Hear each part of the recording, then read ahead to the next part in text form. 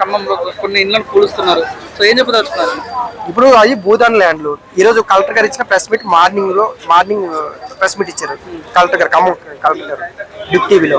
ఆయన ఏమంటున్నారంటే Bhoodan land board ఎవరికి ల్యాండ్ ఇవ్వలేదు, ఇక్కడ 2014 నుంచి గుడిసెలు వేసుకున్నారు, ఎవరికి కూడా పట్టాలు లేవు. సో భూదాన్ అంటే ఏంటంటే భూమి దానం చేయడం.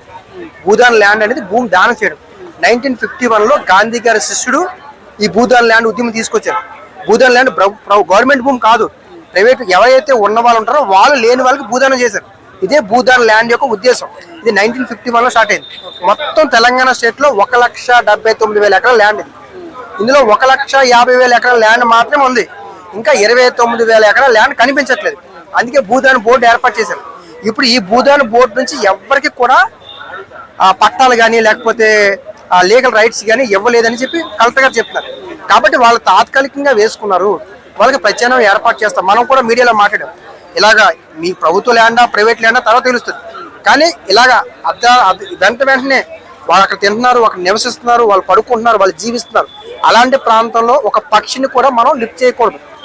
అలాంటిది మనుషుల్ని ఆ రకంగా అంత ఘోరంగా లిఫ్ట్ చేసి భయాందోళన సృష్టించే విధంగా ఆ రకంగా కల్పించడం కరెక్ట్ కాదని నేను 3-4 ఛానల్లో కూడా మొత్తం చెప్పాను.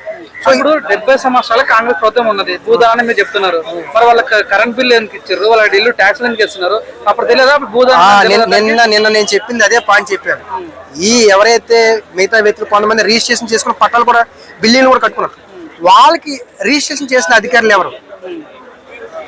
వీళ్ళకి ఆ నీళ్ళు కలెక్షన్ చేసిన అధికారులు ఎవరు? కరెంట్ సప్లై చేసిన అధికారులు ఎవరు? వీళ్ళందరినీ కూడా ఇమీడియట్ గా సస్పెండ్ చేయాలి. వీళ్ళ వెనకాల ఏ రాజకీయ శక్తి కూడా లేకుండా వీళ్ళందరూ ఏ అధికారులు స్పందిస్తారు, వాళ్ళందరినీ కూడా తీసుకురావాలి.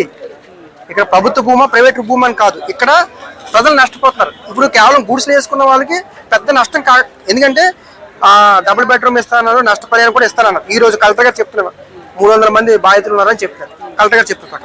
కానీ 10 లక్షలు 15 లక్షలు 20 లక్షలు పెట్టి ఈ భూదాన్ ల్యాండ్ కొనేసుకున్నారు చాలా మంది.